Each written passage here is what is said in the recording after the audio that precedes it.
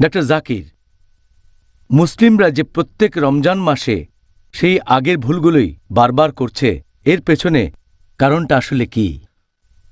আলহামদুলিল্লাহ, ওয়াসসালাতু ওয়াসসালাম আলা রাসূলিল্লাহ ওয়া আলা আলিহি ওয়া সাহবিহি আজমাইন। মুসলিমরা যে কারণে প্রত্যেক রমজান মাসে বারবার একই ভুল করছে, রোজার নিয়মগুলো ঠিকভাবে পালন করছে না, সেটা দিন সম্পর্কে তাদের জ্ঞান কম। আল্লাহর এই দিন সম্পর্কে তারা খুব কম জানে। আর মানুষ যে কম জানে এর পেছনের কারণটা হচ্ছে বেশিরভাগ মুসলিম তারা পড়ে না নির্দেশগুলো আল্লাহ সুবহানাহু ওয়া তাআলার, তারা অর্থ বুঝে পবিত্র কোরআন পড়ে না। এছাড়া তারা আমাদের প্রিয় নবী মুহাম্মদ সাল্লাল্লাহু আলাইহি ওয়াসাল্লামের হাদিসগুলো পড়ে না।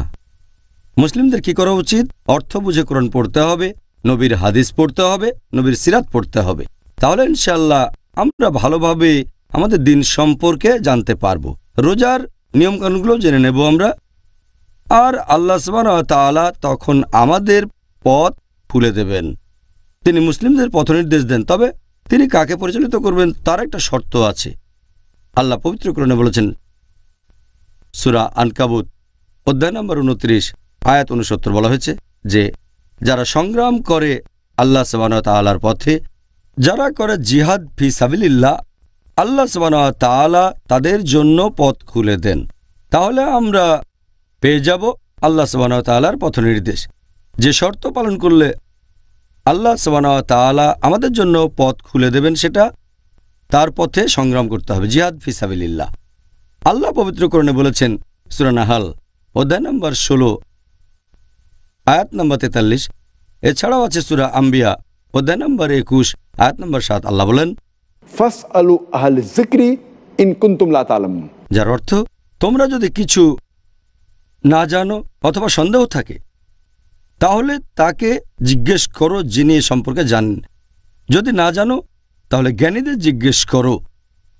আর আলহামদুলিল্লাহ আমাদের মুসলিম উম্মাহ, আমাদের মধ্যে অনেক জ্ঞানী আর বিশেষজ্ঞ আছেন। আমাদের উচিত হবে এই বিশেষজ্ঞদের জিজ্ঞেস করা। এই বিশেষজ্ঞগণ ইসলাম ধর্ম সম্পর্কে জানেন, তারা আমাদের দিনের নিয়মকানুনগুলো ভালো জানেন। এখন যদি রোজার কথা বলতে হয়, এটা ইসলামের গুরুত্বপূর্ণ স্তম্ভগুলোর মধ্যে একটা। প্রত্যেক মুসলিমের অন্তত এটা জানা উচিত যে কখন রোজা রাখা শুরু করব, রোজার নিয়মকানুনগুলো কি কি।